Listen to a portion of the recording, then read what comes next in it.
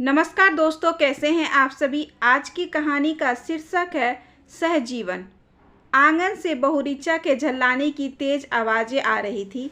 आम के पेड़ पर अमरबेल फैल गई थी। बस डंडे से उसी को खींच खींच कर अलग करती जा रही थी। ऋचा लगातार गुस्से से बरबराती जा रही थी।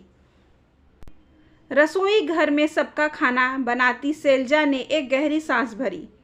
वह समझ रही थी कि यह चिढ़ अमरबेल पर नहीं बल्कि उनके लिए है।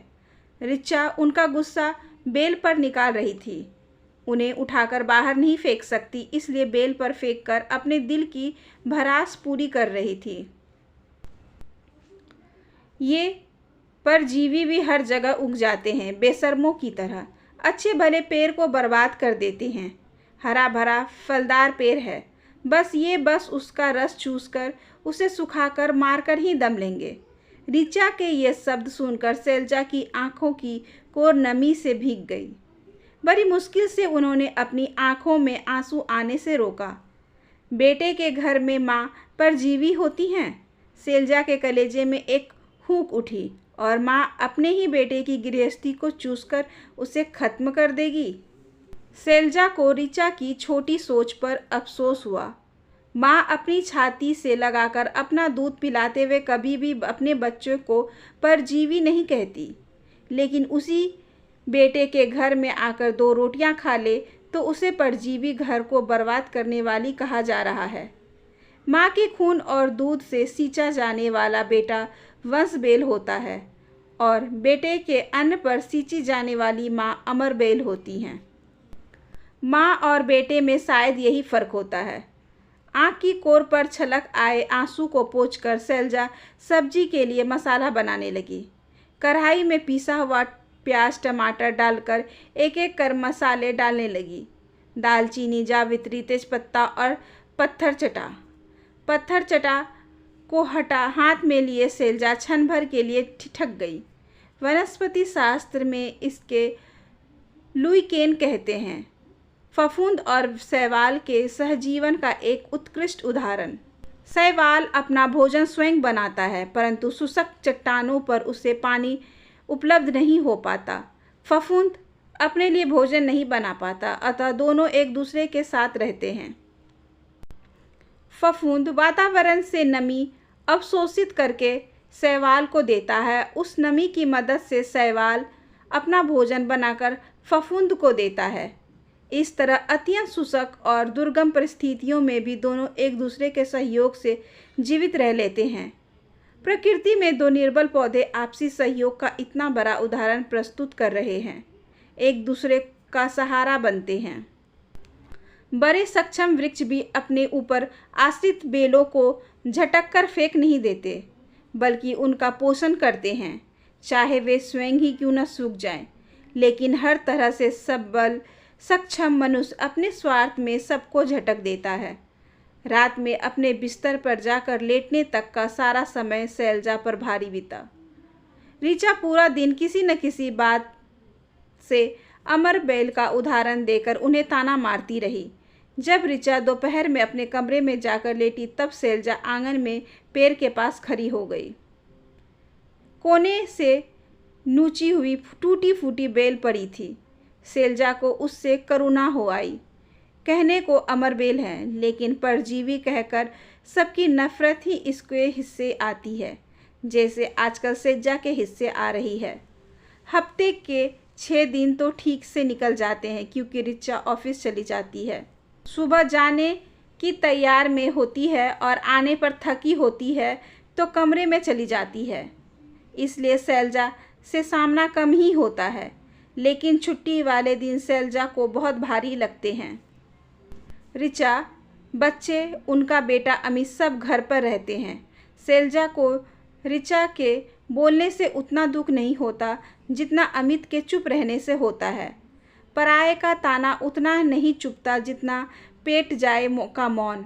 अमित की भी मानो इसमें पूरी स्वीकृति है और छुट्टी वाले दिन शैलजा को लगता है वह बेटे बहू को वांछित बगीचे में अमरबेल की तरह है, अनामंत्रित, अवांछित परजीवी।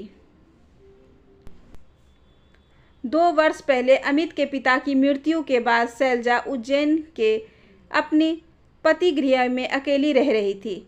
इकलौता बेटा बहू भोपाल में रहते थे। उज्जैन में घर में तमाम काम करने वाली लगी हुई थी। अड़ोस पड़ोस भी बहुत अच्छा था। सब लोग एक परिवार के सदस्य की तरह रहते थे। शैलजा को पति की यादों के साथ वहाँ रहने में कोई परेशानी नहीं थी। सबके साथ हंसते बोलते एक दूसरे के सुख दुख बांटते दिन कब निकल जाता पता ही नहीं चलता था। और यहाँ शैलजा आकर अपने पलंग पर लेट गई। यह दिन पहाड़ बनकर छाती पर लदा रहता है। नई नई यहाँ आई थी तो शैलजा अड़ोस पड़ोस में कभी कभार उठने बैठने चली जाती थी। ज़्यादा पंचायत की तो उनकी वैसे भी आदत नहीं थी, लेकिन हल्की फुल्की बातचीत करके मन बहल जाता था। शैलजा तो उज्जैन छोड़कर यहाँ आना ही नहीं चाहती थी, क्योंकि वह जानती थी कि घर चाहे बेटे का ही क्यों ना हो, मगर आजकल के माहौल में वह भी अपना नहीं होता। लेकिन अमित और ऋचा तब बहुत जिद करके उन्हें साथ ले आए थे। भोपाल आने के बाद जल्द ही उन्हें बेटे बहू की मंशा का पता चल गया। अमित उज्जैन का उनका 2 मंजिला मकान बेचकर भोपाल में अपने नाम से बड़ा मकान लेना चाहता था। सदियों पुरानी घिसी पिटी चालबाजी और स्वार्थ की कहानी शैलजा के साथ भी दोहराई जा रही थी। शैलजा कहने भी किससे जाती। उसके दूरदर्शी पति ने जमाने के चलन को भांपकर ही शायद पूरा मकान शैलजा के नाम कर देने की समझदारी दिखाई थी, नहीं तो शायद बेटा बहू उन्हें कब का चलता कर देते। शैलजा ने उज्जैन का मकान अपने जीते जी बेचने से साफ मना कर दिया। तभी से बेटे बहू का रवैया उनके प्रति पूरी तरह बदल गया। ऋचा का मुंह मनमाने और अपमानित करने के ढंग से खुलने लगा और अमित ने चुप्पी साध ली। एक दिन ऋचा ने उन पर आरोप लगा दिया कि वे अड़ोस पड़ोस में बेटे बहू की चुगली करने जाती हैं। बस तब से आहत होकर उन्होंने किसी से बात करना भी छोड़ दिया। उन्होंने काम में अपने आप को व्यस्त कर लिया। सुबह 5 बजे उठकर दोनों बच्चों के लिए टिफ़िन बनाना, बेटे बहू का नाश्ता, फिर लंच, बच्चों के लिए स्कूल से लौटने ही उसका खाना पीना और फिर रात का खाना। वे थककर चूर हो जाती, पर उफ तक नहीं करती। शैलजा यहाँ मन में सहजीवन का भाव लेकर आई थी। सोचा था कामकाजी ऋचा को उनके आने से सहारा हो जाएगा। बच्चों की देखभाल और बाइयों के कामकाज पर नज़र रखने में वे ऋचा की सहायता करेंगी। उसकी जिम्मेदारियों का बोझ हल्का हो जाएगा और शैलजा को भी दोनों पोतों के बचपन का आनंद और परिवार का सुख मिलेगा। लेकिन ऋचा ने बाइयों को हटाकर उन्हें बाई बना दिया। इस पर भी उन्हें परजीवी की संज्ञा दे दी। अब और अपमान सहना उनके बस में नहीं रहा।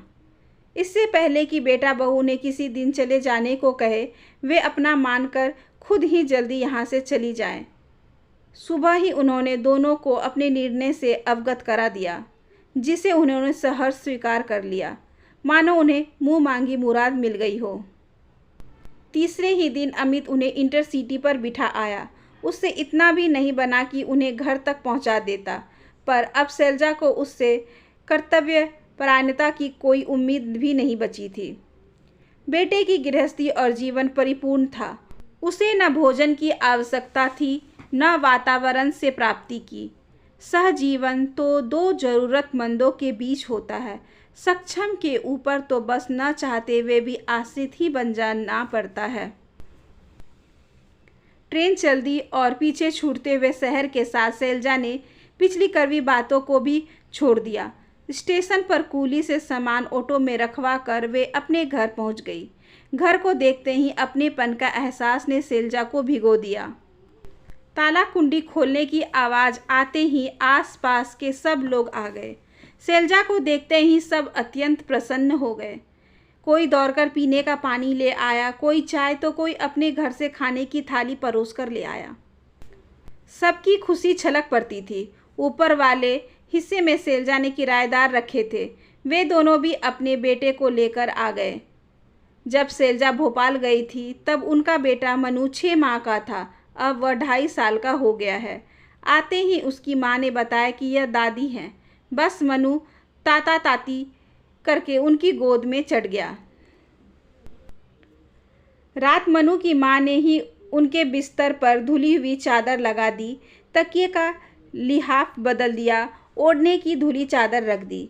शैलजा की आंखें भीग गई। वहाँ वह हफ्तों ऋचा को कहती रहती कि चादर और तकिए की लिफाफ बदल दे, लेकिन वे बदले नहीं जाते। मनु रात में कहानी सुनते हुए उनके पास ही सो गया। उसे छाती से चिपटा कर शैलजा को लगा जैसे वो वर्षों बाद चैन की नींद सोई हैं। सुबह उठने की आहट लगते ही मनु की माँ चाय ले आई। इससे पहले कि वे गैस सिलेंडर की चिंता करती, एक पड़ोस पहले ही अपना भरा हुआ सिलेंडर रखकर गैस चूल्हा शुरू कर गए। शाम होने तक तो उनका रसोई घर और फ्रिज सारे ज़रूरी सामान से भर चुका था। घर में ऐसी रौनक हो गई लगा कि नहीं कि वे यहाँ से कभी गई भी थी। दूसरे दिन उनकी पुरानी मेहरी काम पर वापस आ गई। शैलजा को वापस आया देख मेहरी इतनी खुश हुई जैसे उसकी माँ आ गई हो।